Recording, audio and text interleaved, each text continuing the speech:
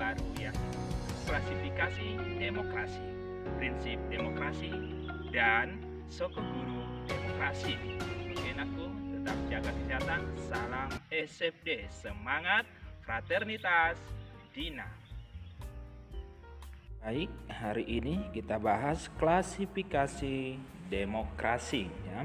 Klasifikasi demokrasi di sini berarti kita akan bahas nakku pengelompokan daripada demokrasi. Ada berbagai macam jenis daripada demokrasi itu sendiri ya. Lalu kita lihat apa yang menjadi tujuan pembelajaran kita. Jadi tujuan pembelajaran kita nakku adalah Bapak harapkan dengan belajar materi ini, anak-anak kami, siswa kami mampu memahami berbagai macam klasifikasi demokrasi. Lalu yang kedua anakku adalah anak-anak kami bisa memahami prinsip-prinsip demokrasi. Baik, sekarang kita mulai yaitu klasifikasi demokrasi ya. Klasifikasi demokrasi anakku adalah ada beberapa. Yang pertama kita bahas yaitu berdasarkan titik berat perhatiannya ya. Yang pertama berdasarkan titik berat perhatiannya ya. Jadi kalau berbicara menyangkut klasifikasi demokrasi berdasarkan titik beratnya anakku, dia bisa dibagi menjadi 3. Yang pertama ada demokrasi formal ya. Demokrasi formal yaitu anakku artinya demokrasi yang menjunjung tinggi persamaan dalam bidang politik tanpa disertai upaya untuk mengurangi ataupun menghilangkan kesenjangan dalam bidang ekonomi. Ya, demokrasi ini biasanya dianut oleh negara-negara liberal. Yang kedua anakku yaitu demokrasi material. Ya, artinya demokrasi material adalah demokrasi yang dititik beratkan pada upaya menghilangkan perbedaan dalam bidang ekonomi. Tuh. Yang ketiga adalah demokrasi gabungan. Artinya apa demokrasi gabungan? Demokrasi gabungan artinya adalah bentuk demokrasi yang mengambil yaitu kebaikan serta membuang keburukan dari bentuk demokrasi formal dan material. Itu ya anakku. Jadi klasifikasi demokrasi yang kedua yaitu berdasarkan ideologi ya. Berdasarkan ideologi. Klasifikasi demokrasi yang kedua ini pun anakku bisa dibagi menjadi 2, yaitu ada demokrasi konstitusional. Demokrasi konstitusional ini atau demokrasi liberal adalah demokrasi yang didasarkan pada kebebasan ataupun individualisme.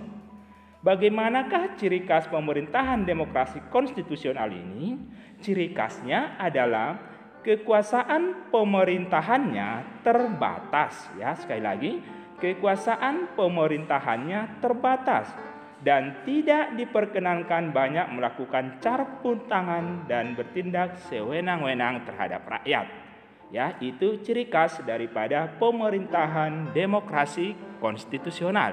Jadi tugasmu yang pertama anakku adalah coba Anda uraikan bagaimanakah ciri khas daripada demokrasi konstitusional. Itu tugasmu yang pertama. Lalu kita lihat berdasarkan ideologi yang kedua yaitu demokrasi rakyat. Kalau dikatakan demokrasi rakyat adalah demokrasi yang didasarkan pada paham yaitu Marxisme ataupun juga komunisme. Demokrasi ini adalah demokrasi rakyat yang mencita-citakan di mana kehidupan yang tidak mengenal kelas-kelas sosial. Di mana di sini nakku adalah kita warga negara, kita manusianya dibebaskan dari keterkaitannya kepada pemilikan pribadi tanpa ada penindasan serta paksaan.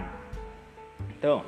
Lalu kita lihat yaitu klasifikasi demokrasi yang ketiga berdasarkan proses penyaluran kehendak rakyat. Berdasarkan ini nakku dapat dibagi menjadi 2, yaitu yang pertama demokrasi langsung. Kalau dikatakan dia demokrasi langsung, artinya adalah demokrasi di mana paham demokrasi yang mengikut sertakan setiap warga negaranya dalam permusawaratan untuk menentukan kebijaksanaan umum negara ataupun undang-undang secara langsung. Itulah makna daripada demokrasi langsung. Yang kedua adalah demokrasi tidak langsung. Artinya adalah paham demokrasi yang dilaksanakan melalui sistem perwakilan, ya. Di mana dalam demokrasi tidak langsung ini adalah penerapan demokrasi seperti ini berkaitan dengan kenyataan suatu negara yang di mana jumlah penduduknya semakin banyak, wilayahnya pun semakin luas, dan permasalahan yang dihadapinya semakin rumit dan juga kompleks, ya. Atau di mana demokrasi tidak langsung ataupun demokrasi perwakilan biasanya ini nakku dilaksanakan melalui pemilu. Itu, ya. Lalu kita lanjut lagi nakku, yaitu kita sekarang masuk kepada prinsip-prinsip demokrasi, ya. Prinsip-prinsip demokrasi. Berbicara menyangkut demokrasi nakku, ini adalah di mana demokrasi itu tidak akan lepas dari pembicaraan kekuasaan rakyat. Kenapa seperti itu? Karena di awal kemarin minggu yang lalu Mister katakan bahwa makna daripada demokrasi itu adalah pemerintahan dari rakyat, oleh rakyat dan untuk rakyat. Rakyatlah di situ mempunyai kekuasaan ataupun kedaulatan yang sesungguhnya. Lalu lihat yang di samping ada dikatakan di situ adalah yaitu prinsip dasar demokrasi secara universal ini akan memberi ketegasan bahwa yang disebut pemerintahan yang demokratis adalah, ya sekali lagi, yang dikatakan adalah pemerintahan yang demokratis yaitu pemerintahan yang mana menempatkan kewenangan tertinggi berada di tangan rakyat. Kekuasaan pemerintah itu pun harus dibatasi dan hak-hak individu harus dilindungi. Jadi nakku, tugasmu yang kedua adalah, ya, bagaimanakah yang dikatakan pemerintahan yang demokratis itu? Ya, itu tugasmu yang kedua. Bagaimanakah yang dikatakan pemerintahan yang demokratis itu? Sekarang kita lanjut, yaitu bagaimanakah prinsip-prinsip daripada demokrasi. Kita lihat prinsip-prinsip demokrasi itu nakku menurut Henry B. Mayo adalah yang pertama yaitu menyelesaikan permasalahan dengan cara damai dan melembaga. Maksudnya adalah bahwa dalam negara demokrasi apabila ada permasalahan ataupun yang dikatakan kasus, maka diupayakan harus diselesaikan melalui lembaga-lembaga yang ada di negara kita. Misalnya melalui lembaga-lembaga pengadilan, lembaga kepolisian, dan juga banyak lembaga-lembaga yang lain. Kita lihat yang kedua yaitu ada mengakui serta menganggap wajar adanya keanekaragaman. Maksudnya di sini adalah Indonesia salah satu negara demokrasi, ini jelas. Dan di situ juga bisa kita lihat memang benar adanya bahwa Indonesia mengakui adanya keanekaragaman, ya. Yaitu kita ambil keanekaragaman apa? Kita ambil dari sara, suku, agama, ras, dan juga antar golongan. Ini contoh bahwa ini jelas kita akui dan kita menganggap itu adalah hal yang wajar. Kita lihat yang berikutnya yaitu membatasi pemakaian kekerasan itu sampai minimum. Artinya apa nakku? Bahwa dalam negara demokrasi apabila ada tindakan kekerasan ini diupayakan diselesaikan dengan yaitu cara-cara yang melembaga secara yaitu dari yang tingkat sekecil mungkin, ya. Kita upayakan penyelesaiannya itu adalah dengan cara damai, jadi seminimum mungkin. Lalu kita lihat yang berikutnya, ada yaitu menjamin tegaknya keadilan. Ini jelas dalam negara demokrasi salah satu prinsipnya adalah menjamin tegaknya keadilan. Kenapa? Karena wujud daripada demokrasi itu adalah menjamin tegaknya keadilan dalam negara itu sendiri. Makanya dalam negara demokrasi nakku, hukum itu harus jelas dijunjung tinggi dan berlaku untuk semua warga negara dalam suatu negara demi terwujudnya sebuah keadilan. Lalu kita lihat yang berikutnya prinsipnya, yaitu menyelenggarakan pergantian pemimpin secara teratur. Maksudnya adalah Indonesia salah satu contoh negara demokrasi tadi saya katakan, ini sudah kita lakukan, di mana pergantian pemimpin, pergantian presiden itu di negara kita yang kita lakukan melalui pemilu, yaitu 1 kali dalam 5 tahun. Ya, ini sudah membuktikan yaitu pergantiannya secara teratur. Berarti ini menunjukkan bahwa jelas sudah kita selenggarakan, yaitu pergantian pemimpin itu secara teratur, ya, yang nantinya ditanggungjawab oleh pihak KPU. Lalu kita lihat yang terakhir prinsipnya adalah menjamin terselenggaranya perubahan secara damai. Dalam negara demokrasi perubahan dituntut harus ada yang namanya perubahan, tapi hendaknya perubahan itu dilakukan secara damai. Ya, itu nakku. Kita lanjut, yaitu yang terakhir, Sokoguru demokrasi, ya. Sokoguru demokrasi. Kita lihat yang manakah dikatakan Sokoguru demokrasi itu, ada beberapa. Yang pertama adalah kedaulatan rakyat. Ini jelas kemarin sudah saya katakan, kedaulatan rakyat berarti adalah kekuasaan ada di tangan rakyat. Ya, yang kedua adalah pemerintahan berdasarkan persetujuan dari yang diperintah. Ya, maksudnya adalah presiden sebagai penyelenggara pemerintahan dia menjadi presiden ini karena ada persetujuan dari kita sebagai rakyat yang diperintah. Lalu kita lihat yang ketiga, kekuasaan mayoritas. Artinya adalah kekuasaan itu nantinya yang menjadi penguasanya adalah apabila nanti di situ memperoleh yang namanya yaitu suara dalam pemilu lebih banyak yang diambil dari suara dari keseluruhan.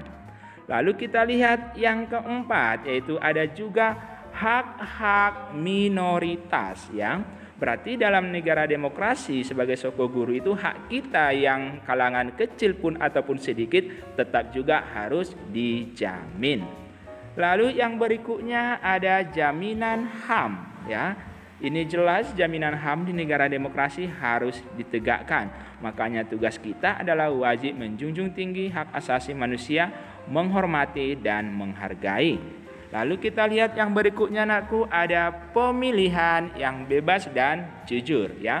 Pemilu yang bebas dan jurdil. Ini juga sudah kita laksanakan di negara kita melalui asas pemilu kita yaitu jurdil, ya. Ada di situ asas pemilu kita adalah luber dan jurdil. Kita lihat yang berikutnya, persamaan di depan hukum. Ini juga tanpa kecuali dalam negara demokrasi bagaimanapun wujud dan bentuk warga negara itu harus diakui dan juga sama di depan hukum. Lalu kita lihat lagi proses hukum yang wajar. Apabila kita melakukan tindak pidana ataupun pelanggaran dalam suatu negara, maka hukum akan memproses dan diberikan sanksi.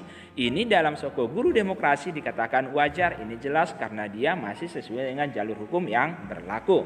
Lalu yang berikutnya adalah pembatasan pemerintahan secara konstitusional, ya. Pembatasan pemerintahan secara konstitusional artinya adalah bahwa wewenang dan tanggung jawab daripada pemerintah itu dibatasi oleh konstitusi ataupun dibatasi oleh undang-undang. Yang berikutnya adalah kita lihat pluralisme sosial, ekonomi, dan politik. Maksudnya adalah dalam Sokoguru demokrasi, dalam negara demokrasi itu pun rupanya keanekaragaman sosial, ekonomi, dan politik itu adalah akan ditemukan dan jelas ada. Itu. Yang terakhir kita lihat adalah yaitu nilai-nilai toleransi, kerjasama, dan mufakat. Maksudnya adalah nilai-nilai toleransi di sini adalah dalam negara demokrasi yang namanya sikap toleransi harus kita terapkan, harus kita wujudkan, dan harus kita laksanakan dalam berbagai aspek kehidupan, ya. Coba kita lihat di situ ada gambar di situ adalah ini juga di sini menunjukkan adanya musyawarah ya, musyawarah untuk mufakat salah satu contoh pengembangan daripada yaitu sikap toleransi. Di situ ada gambar daripada berbagai daerah ataupun dari kelompok yang berbeda dalam pelaksanaan pemilu ya. Ini yang menjadi permasalahan sekarang ya dalam negara demokrasi. Pada saat terjadi pemilu, pada saat terjadi pesta demokrasi, masih ada ditemukan warga negara itu tidak memberikan hak pilih tetapnya, ya, alias golput, ya. Ini.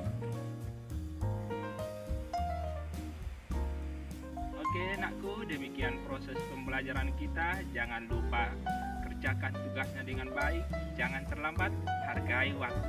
Sampai jumpa minggu depan.